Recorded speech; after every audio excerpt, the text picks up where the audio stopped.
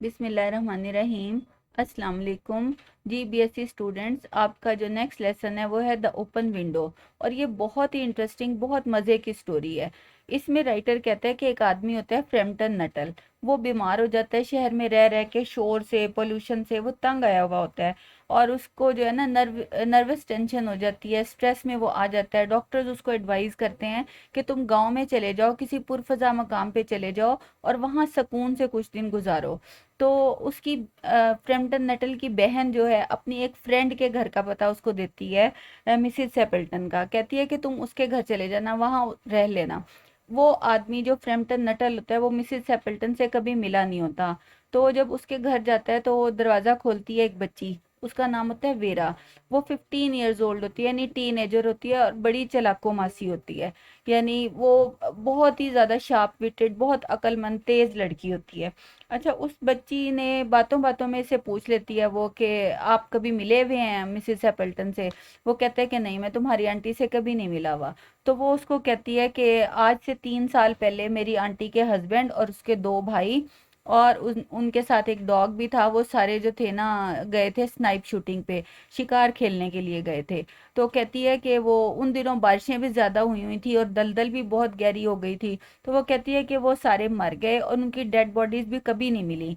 तो आज मेरी जो आंटी है ना, ये उनकी क्योंकि आज डेथ एनिवर्सरी है, तो मेरी आंटी बड़ी डिस्टर्ब है। साथ वो ना ओपन विंडो की तरफ इशारा करती है। ओपन विंडो का मतलब है दरवाजा, यानी वो खिड़की जैसे हमारी खिड़की होती है उस तरह नहीं, बल्कि दरवाजे के सेंस में ये वर्ड यूज हुआ हुआ है। कि वो कहती है कि देखो दरवाजा खुला छोड़ा हुआ है, क्योंकि इसी दरवाजे से वो लोग गए थे। और मेरी आंटी ने कभी उनका इंतजार करना बंद नहीं किया, वो हमेशा इस इंतजार में रहती है कि वो वापिस आ जाएंगे। और जो है इसीलिए वो दरवाजा खुला रखती हैं। ये अक्टूबर का महीना होता है, यानी ऐसे दिन नहीं होते कि गर्मी हो या कुछ ऐसा हो जिसकी वजह से दरवाजा खुला रखा जाए। अच्छा, वो ये बातें बता के हटती है कि उसकी आंटी आ जाती हैं। आंटी आके पूछती हैं कि मुझे उम्मीद है ये जो वेरा है इसने आपसे कोई मजाक तो नहीं किया। तो वो कहता है कि नहीं, कोई ऐसा मजाक नहीं किया। फिर वो उसको अपना थोड़ा सा इंट्रोडक्शन कराता है कि मुझे मेरी बहन ने बताया आपका और मैं आ गई हूँ। वो एब्सेंट माइंडेडली जो है ना मिसिस सेपल्टन ये बातें सुनती है। और फिर साथ ही उसको बताती है कि जो मेरा शौहर है और मेरा जो भाई है वो गए हुए हैं उसके लिए, शिकार खेलने के लिए, और अभी वो वापस आने वाले ही होंगे।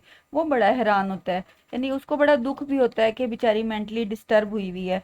अब वो शिकार के बारे में बातें बताती रहती है और उसकी कोई तवज्जो नहीं होती इस आदमी की तरफ, उसकी सारी तवज्जो उनकी तरफ होती है। आखिरकार वो कहती है कि here they are at last, यानी आखिरकार वो आ गए। इस बात पे वो चौंक के पीछे मुड़ के देखता है, वेरा भी देखती है।